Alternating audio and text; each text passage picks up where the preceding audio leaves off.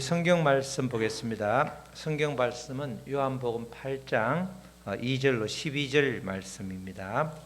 신약 성경 157쪽 요한복음 8장 2절로 12절 말씀입니다. 한 절씩 번갈아 읽습니다. 아침에 다시 성전으로 들어오시니 백성이 다 나아오는지라. 앉으사 그들을 가르치시더니 서기관들과 바리새인들이 음행 중에 잡힌 여자를 끌고 와서 가운데 세우고 예수께 말하되 선생이여 이 여자가 간음하다가 현장에서 잡혔나이다. 모세는 율법에 이런 여자를 돌로 치라 명하였거니와 선생은 어떻게 말하겠나이까. 그들이 이렇게 말하면 고발할 조건을 얻고자 하여 예수를 시험함이르라. 예수께서 몸을 굽히사 손가락으로 땅에 쓰시니 그들이 묻기를 맞이 아니하는지라. 이에 일어나 이르시되 너희 중에 죄 없는 자가 먼저 돌로 치라 하시고 다시 몸을 굽혀 손가락으로 땅에 쓰시니 그들이 이 말씀을 듣고 양심의 가책을 느껴 어른으로 시작하여 젊은이까지 하나씩 나가고 오직 예수와 그 가운데 섰는 여자만 남았더라. 예수께서 일어나사 여자 외에 아무도 없는 것을 보시고 이르시되 여자여 너를 고발하던 그들이 어디 있느냐? 너를 정죄한 자가 없느냐? 대답하되 주여 없나이다. 예수께서 이르시되 나도 너를 정죄하지 아니하노니 가서 다시는 죄를 범하지 말라 하시니라. 다 같이요. 예수께서 또 말씀하여 이르시되 나는 세상의 빛이니 나를 따르는 자는 어둠에 다니지 아니하고 생명의 빛을 얻으리라. 아멘. 우리 너희 중에 죄 없는 자가 먼저 치라. 이런 말씀이죠. 다른 말로 하면 관점을 바꾸라 이런 말씀입니다. 오늘 본문 말씀은 바리새인들과 서기관들이 간음하다가 현장범으로 잡혀온 한 여인을 성전에 세우고 예수님께 어떻게 처리하면 좋겠는가 이렇게 질문을 하죠. 단순한 질문이 아니라 순수한 질문이 아니라 기획된 질문. 예수님을 어떻게 하면 고발할 수 있을까 그 근수를 잡으려고 이렇게 질문을 하는 겁니다. 예수님께서는 지난주 말씀부터 좀 초막절에 예루살렘에 와 있죠. 예루살렘에 와 있는 상황인데 이 사도 요한이 특별히 오늘 이렇게 붙잡힌 현장범, 간음하다가 붙잡힌 현장범을 가지고 이렇게 기록을 한 것은 죄라는 것은 참으로 무서운 것이다. 그것을 알려주기 위함과 동시에 율법과 복음이 어떻게 다른지를 이렇게 알려주는 그런 의도가 있습니다. 원래 율법이라는 것은 모세를 통해서 율법을 주셨을 때, 그죠? 정확하게는 죄를 깨닫기 위함이죠. 사람을 살리기 위함인 것입니다. 죄를 깨달아서 다시금 하나님께 돌아오게 하려고 율법을 주신 것이지, 율법이 죄를 판단하고 정죄하고 고소해서 그 다른 사람을 죽이려고 주신 게 절대 아니었죠. 원래 율법은 정말 사람을 살리는 것인데 지금 예수님 당시에는 바리새인과 서기관들이 율법을 잘 아는데 그 율법을 죄를 판단하고 아주 고소하는 그런 목적으로 아주 적극적으로 악용하는 것을 볼 수 있는 것입니다. 우리가 교회를 다녀본 사람이면 이 말씀을 본문으로 꽤 많이 설교를 듣죠. 음행 중에 현장범으로 잡혀온 이 여인을 둘러싼 이야기인데 특별히 예수님께서 초막절에 이제 다시 이렇게 감람산으로 갔다가 베다니에 있다가 다시 성전에서 이제 가르칠 때 그 앞에 데리고 온 거죠. 그러면서 예수님의 입장을 묻죠. 우리가 읽었던 8장 2절 5절 말씀이 그 말씀인데 다시 한번 읽어보면 아침에 다시 성전에 들어오시니, 그러니까 성전을 나가셔서 감람산 그 뒤에 주로 베다니 이렇게 가셨다가 다시 성전으로 들어오시니 백성이 다 나아오는지라. 그래서 앉아서 그들을 가르치시더니 지금 가르치려고 가르치고 있는데, 그때 서기관들과 바리새인들이 음행 중에 잡힌 여자를 끌고 와서 가운데 세우고, 이 현장범이죠. 원래 음행 중에 잡힌 여인은, 현장범은 법정에 세워야 되는데 지금 의도를 가지고 성전으로 끌고 온 거죠. 그래서 예수께 말하되 선생이여, 이 여자가 간음하다가 현장에서 잡혔나이다. 이를 모세의 율법에 의하면 이런 여자는 돌로 치라 이렇게 명하였는데 선생은 어떻게 말하겠나이까? 이렇게 이제 말을 하죠. 아주 예수님을 아주 함정에 빠뜨리는 질문입니다. yes라고 해도 문제가 되고 no라고 해도 문제가 되는 거죠. 모세율법에는 분명히 돌로 쳐서 죽이라 했는데, 돌로 쳐서 죽이라 하면 그 당시에 로마가 그 이스라엘을 통치하고 있었기 때문에, 대신 이 헤롯이라든가 이 대리인을 세워 통치하고 있었기 때문에 사람을 죽이는 것은 로마 법정의 권한이기 때문에 죽이라, 돌로 치라라고 하면 로마법을 위반하는 거죠. 돌로 치지 말라 하면 뭘 위반하는 거예요? 유대의 율법을 위반하는 거예요. 이렇게 해도 저렇게 해도 어떻게 대답해도 전혀 빠져나갈 구멍이 없다, 이렇게 생각하면서 아주 곤란한 질문, 태연하게 질문하는 것 같지만 질문에 아주 그 의도가 있는 그런 이제 질문을 하고 있었던 거죠. 이렇게 고발할 구실을 찾기 위해서 이렇게 질문을 했을 때 예수님께서는 그 질문에 적답을 하는 것이 아니라 이제 다른 행위를 하는 게 6절 말씀이죠. 그들이 이렇게 말하면 고발할 조건을 얻고자 하여, 하여튼 어쨌든 돌로 치라고 해도 문제가 되고 돌로 치지 말라고 해도 문제가 되는, 답이 두 개 다 어떻게 답을 해도 걸릴 수밖에 없는 고발할 조건을 얻고자 하여 예수를 시험함이르라. 예수께서 몸을 굽히사 손가락으로 땅에 쓰시니, 이렇게 나오죠. 예수님께서 사실 다양한 이때 어떤 이야기를 썼는가, 이런 이야기는 나오지만 성경 어디에도 어떤 내용을 썼는가는 나와 있지 않죠. 그냥 어찌 보면 흥분한 그들에게 시간을 주기 위함일 수도 있고 다양하게 말할 수 있지만, 우리가 말할 수 있는 것은 예수님께서 2번 손을 쓰시는 그 장면하고, 모세가 율법을 받을 때 십계명을 한번 깨뜨리고 다시 십계명을 받을 때 하나님이 써서 주시잖아요. 그래 보면 십계명을 받는 과정에서 하나님께서 직접 2번 써 주시는 것하고 이 장면하고 오버랩이 되는 것 정도는 우리가 이해할 수 있는데, 어떤 내용을 썼는지는 전혀 알 수 없습니다. 아무도 본 사람이 없고 어디에도 기록이 없기 때문에 다만 주장할 뿐이기 때문에 우리는 몸을 굽히사 손가락으로 땅에 쓰셨다. 그러니까 지금 어떤 잠시 쓰는 동안 잠시 좀 잠잠할 수밖에 없죠. 이렇게 서기관들이 붙잡아온 그 현장범, 이렇게 현장범에게 다 주목하고 있고, 또 모두가 다 예수님이 이 서기관들과 바리새인들의 질문에 어떻게 대답할 것인지 지금 현장범으로 잡힌 그 여인과 예수님의 입에 모두가 다 초점을 맞추고 있는 그런 상태죠.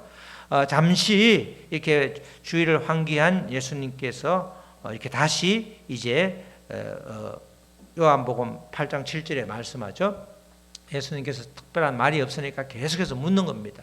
서기관들과 바리새인들이 묻기를 맞이하는지라 어떻게 하면 좋겠냐고 계속 졸라댈 때에 예수님께서 말씀하시기를 너희 중에 죄 없는 자가 먼저 돌로 치라, 이렇게 말하죠. 너희에게 초점을 지금 그 현장범하고 예수님의 입에 대답에 모두가 다 관심을 가지고 탁 주시하고 있을 때 예수님께서 방향을 확 돌리는 겁니다. 누구에게 돌리죠? 너희에게로. 대묻는, 지금 질문하는 바리새인과 서기관들에게 묻는 거죠. 그리고 군중들에게 지금 묻고 있는 겁니다. 죄 없는 자가 먼저 돌로 치라. 너희 중에 관심을 확 돌리는 거죠. 관점을 확 바꾸는, 그들이 대답하기를 기다리는 그 질문에 대답하고는 전혀 상관없이 완전히 다른 이야기를 아주 하고 있는 거죠. 정말 초점을 완전히 바꾸면서 이제까지 계속해서 정말 그 율법을 다른 사람을 고발하고 또 이렇게 참소하는 데 쓰고 있는데 그 율법을 너희에게 한번 돌려봐라. 율법이 그렇게 너희들은 바리새인과 서기관 너희들은 율법에서 자유하냐? 왜 율법을 너는 전혀 너희에게는 적용하지 않고 다른 사람에게만 계속해서 이야기하느냐? 그걸 확실하게 짚어주는 겁니다. 그들의 모습에서 정확하게 헐을 찌름으로써 더 이상 그들이 답을 할 수 없는, 더 이상 질문을 할 수 없는 그런 아주 예수님을 궁지에 빠뜨리려다가 오히려 그들이 빠지게 되는 그런 아주 웃지 못할 그런 상황이 지금 벌어지고 있는 거죠. 이렇게 질문을 한 다음에 예수님께서 다시 바리새인들과 서기관들이 어찌 보면 돌이킬 수 있는 그런 시간을 한 번 더 주기 위해서 어찌 보면 다시 땅에 몸을 굽혀서 무언가를 쓰죠. 결국은 예수님의 이 질문에 아무도 대답을 못하고 하나 둘씩 현장을 빠져나가는 거죠.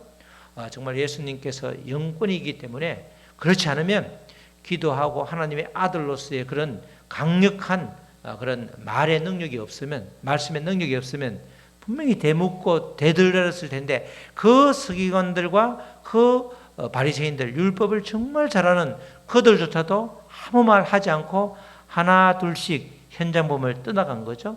그렇게 그러고 나서 이제 마지막에 남은 사람이 그 여인 그리고 예수님밖에 없었죠. 그때 이제 두 사람이 묻고 대답하는 말씀이 우리 10절로 11절 말씀이죠. 예수께서 일어나사 여자 외에 아무도 없는 것을 보시고 여자는 지금 고개를 숙이고 있었기 때문에 상황이 어떻게 돌아가는지를 모르고 언제 돌을 던질까 돌 맞아 죽을까 뭐 그 생각밖에 못했을 텐데 예수님께서 보시고 이르시되 여자여 너를 고발하던 그들이 어디 있느냐 너를 정죄한 자가 없느냐 그죠 다 하시면서 이제 그렇게 여자는 몰랐기 때문에 묻는 거죠. 그러니까 대답하여 주여 없나이다. 예수께서 이르시되 나도 너를 정죄하지 않으니 가서 다시는 죄를 범하지 말라 하시니라. 아주 예수님께서 정확하게 어디에도 예수님께서 너를 용서해 주겠다. 죄를 가볍게 여기는 것이 아니라 너를 정죄하지 않는다. 이렇게 말씀하는데 이 말씀의 뜻이 중요하죠. 이 너를 정죄하지 않는다. 이 말은 너를 무조건 용서해 준다는 뜻이 아니라 예수님의 죄를 이 여인의 죄를 예수님께서 대신 짊어지겠다는 표현을 이렇게 하는 겁니다. 서기관들과 바리새인들이 율법으로 이 여인을 죽이려고 한 것과는 달리 예수님께서는 이 여인을 대신해서 십자가에 죽으심으로 여인을 살리겠다. 내가 너를 대신해서 십자가에 달려 죽기까지 하겠다. 그 이야기를 그 말씀을 표현하기를 나도 너를 정죄하지 않는다. 이 말씀은 그런 뜻을 이렇게 그 여인에게 이야기하는 거죠. 정말 이 여인에게 죄 짓는 것은 다시금 이제 목숨을 내어놓아야 하는 것이기 때문에 아주 죄가 무섭다는 것을 각인시켜 주는 게 다시는 죄를 범하지 말라. 그죠?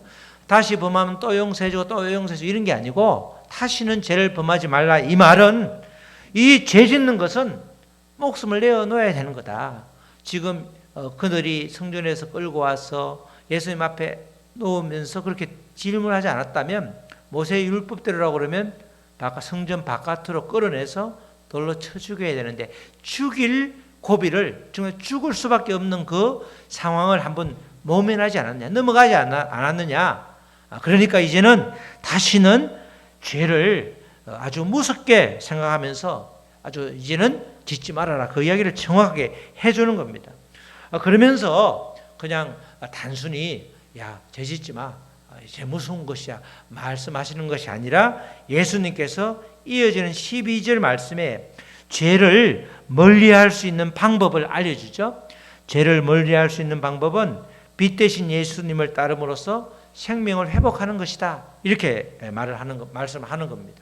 원래 초막절에 우리가 지난주에 큰 행사 하나가 이렇게 실로암이 제일 밑바닥에 있는 제일 아래쪽에 있는데 예루살렘 성은 위쪽에 있고 실로암에서 물을 뜨다가 마지막 날에 쫙 그냥 제단에 뿌리면서 정말 물에 대해서 이야기하고 정말 축제 분위기 있을 때 예수님께서 내가 생명의 물이다, 생명수다 이렇게 말씀하셨잖아요.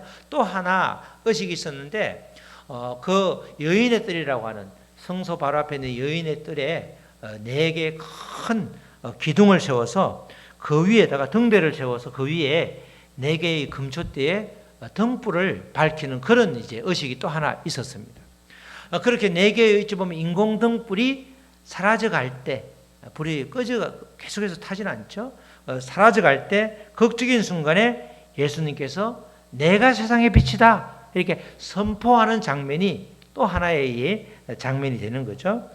그것을 받들어서 그것을 이제 비추어서 오늘 이렇게 말씀하시는 겁니다. 예수님께서 또 말씀하여 이르시되 내가 세상의 빛이다. 너희들이 보는 이 성전의 여인의 뜰에 밝혀졌던 이 금촛대에 있던 4개의 불, 꺼져가는 이 불, 이게 빛이 아니라 내가 진짜 세상의 빛인데 나를 따르면 생명의 빛을 얻으리라. 그죠? 그렇게 죄 짓지 말라는 것은 결국은 주님을 따라갈 때에 주님이 주신 생명의 빛 가운데 있을 때에 나의 속에 있는 어둠은 사라지고 죄하고는 멀리 우리가 생활할 수 있다. 이렇게 말하죠. 생명의 빛 이렇게 말합니다. 우리 교회가 원래 예전에 일본 선교사로 갔던 우리 전 목사님 앞에 또 지금 생명의 빛교회라고 김은창 목사님이라는 분이 이렇게 생명의 빛교회를 했죠. 우리 전신 교회 바로 이름이 앞에가 생명의 빛교회예요. 이 생명의 빛. 그러니까 지금 예수님께서 이 초막절 상황에서 내가 세상의 빛이라고 하면서 생명의 빛을 너희들이 얻게 된다. 그럴 때 이제 우리가 생명의 빛 가운데 있게 되면 죄하고는 멀어질 수 있다. 그래서 이제 11절과 12절이 그렇게 연결되는 거예요. 전체가 초막절의 행사와 관련되어서 이렇게 여인을 통해서 이렇게 복음을 전해주고 있는 거죠. 이렇게 어찌 보면 우리가 계속해서 율법은 계속해서 사람을 얽어매면서 이렇게 얽매이게 하면서 율법을 통해서 생명을 살리는 것이 아니라 정말 사람을 계속해서 참수하고 또 고소하고 고발하고 이런데 예수님께서는 율법에서 묶인 자를 완전히 자유케 해주시는 거죠. 그게 바로 복음이라고 하는 겁니다. 복음은 사람을 살리는데 정말 원래 참 율법의 참된 기능인 말씀을 통해서 율법을 통해서 나의 죄를 충분히 완전히 조명해서 다시금 죄 가운데 있지 않고 주님께로 돌아가는 그 참 율법의 기능을 예수님께서 하시게 되는 거죠.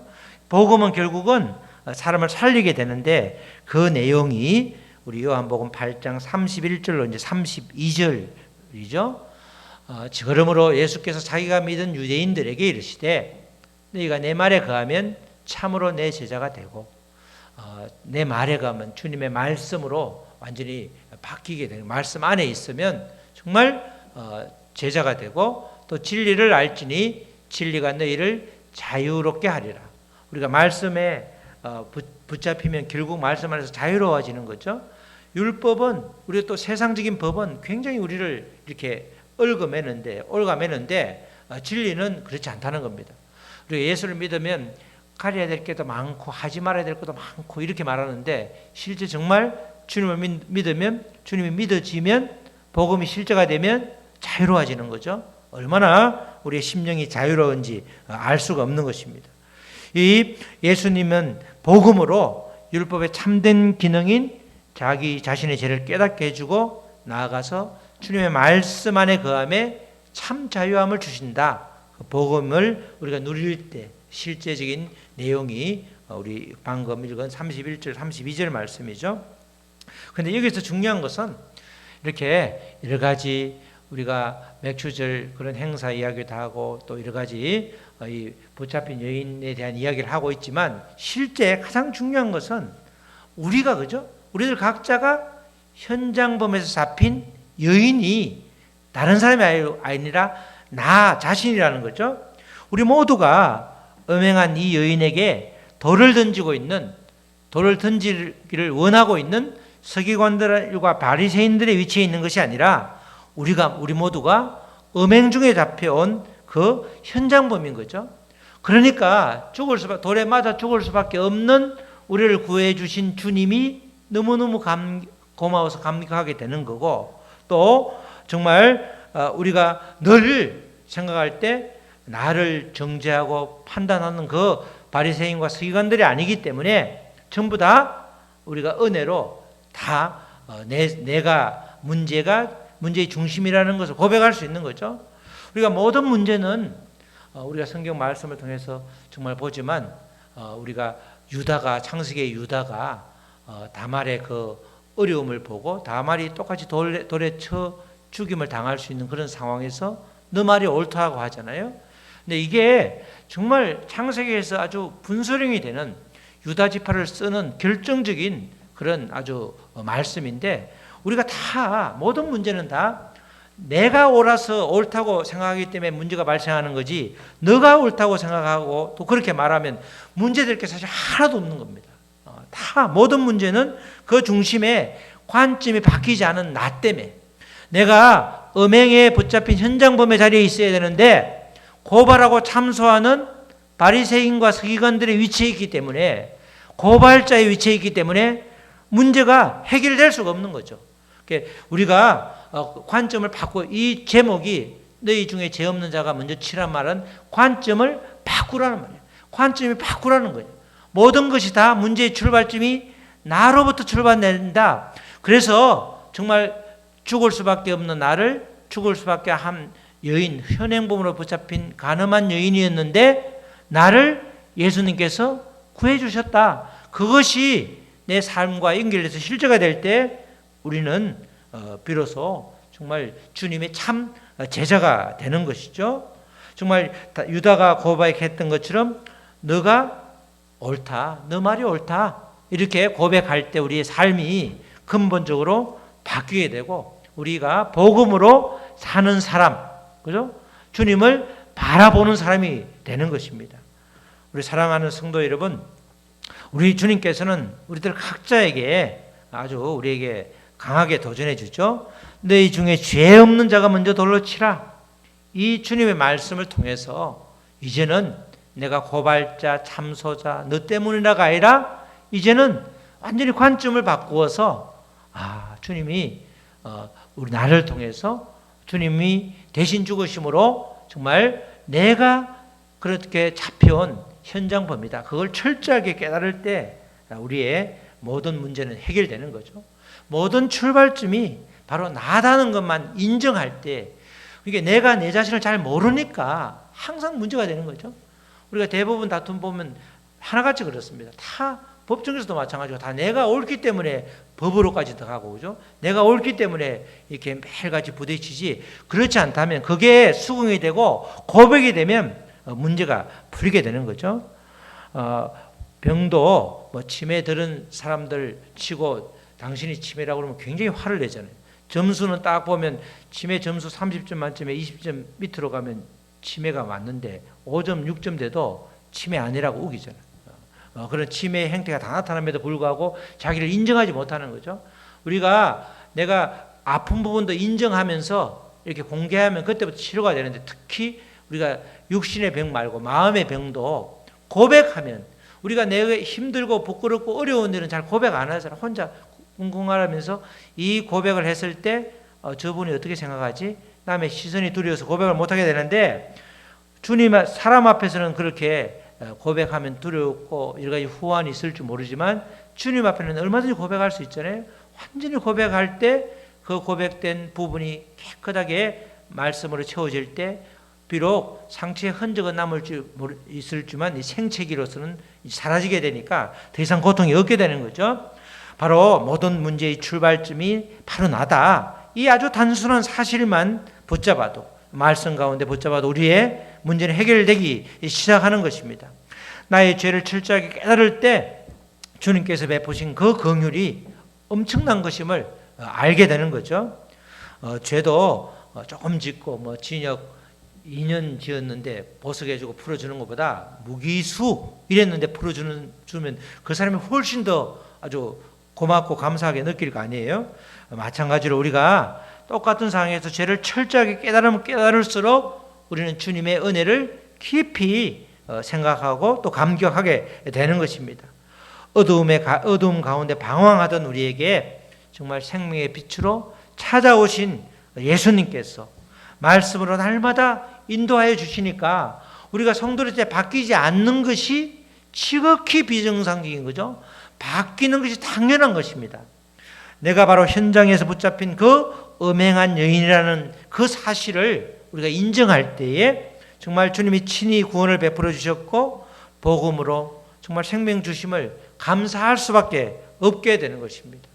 우리 모두 정말 다른 사람을 정죄하고 판단하고 고발하는 것을 완전히 멈추고 지독한 죄인인 나를 대신해서 십자가 사랑을 베푸신 크신 주님을 날마다 생각하면서 그 은총에 감격하면서 정말 이제는 관점을 바꾸어서 내가 모든 문제의 중심에 있었구나 그것을 깨달을 때에 주님께서 모든 것을 해결해 주실 줄 믿습니다. 그렇게 사는 또 한 주간의 삶이 되시기를 또 앞으로의 삶이 되시기를 주님의 이름으로 축원합니다. 아멘. 우리 찬양하시고 우리 말씀 붙들고 기도하시겠습니다. 오늘 말씀을 보면서 정말 내가 그 여인을 음행한 현장범으로 잡혀있는 그 여인을 참소하는 고소하고 고발하던 그 서기관들과 바리새인들의 위치에 아버지 있었습니다. 이제는 아버지 그 위치가 내 위치가 아님을 깨닫고 내가 바로 잡혀온 현행범 그 음행한 여인이 바로 나임을 고백합니다. 정말 아버지 나를 살리신 주님의 크신 은혜를 감동과 감격으로 아버지 우리가 고백할 수밖에 없는 존재가 바로 나입니다. 이제는 나의 위치를 정확하게 깨닫고 관점을 바꿈으로 인해서 내가 안고 있는 내가 크게 느끼고 있는 모든 문제들이 주님 입장으로 바뀔 때에 아무것도 아니면 깨닫고 우리가 감사를 회복할 수 있도록 도와주시옵소서. 우리 다 같이 잠시 기도하시겠습니다. 하나님 아버지 감사합니다. 정말 아버지 초막절 아버지 끝자락에 예수님께서 빛으로 오신 예수님께서 정말 아버지 그들의 죄를 아버지 모든 아버지 성전 앞에 모여인 아버지 그 아버지 사람들의 죄를 조명함으로 인해서 하나둘씩 그 여인을 돌로 쳐 죽이려던 그 모든 자들이 떠나가고 여인만 주님과 함께 남았습니다. 정말 우리도 마찬가지로 주님과 1대1로 독대할 때에 정말 아버지 우리의 모든 부끄러운 부분을 아시는 주님께서 우리를 용서해 주시고 또 아버지 친히 나를 대신해서 십자가에 주신 그 크신 사랑으로 인해서 우리가 아버지 시간 주님을 아버지 누리며 진리 안에 자유하는 존재로서 정말 복음으로 사는 사람으로 살아가게 하여 주시옵소서. 이제는 아버지 관점을 바꾸어서 아버지 정말 너희 중에 죄 없는 자가 먼저 치라고 하는 예수님의 말씀처럼 이제는 내 죄가 아버지 내 죄가 문제다 아버지 내가 문제다는 것을 아버지 우리가 고백하면서 아버지 겸손하게 주님께 나아가는 우리가 될수록 도와주시옵소서.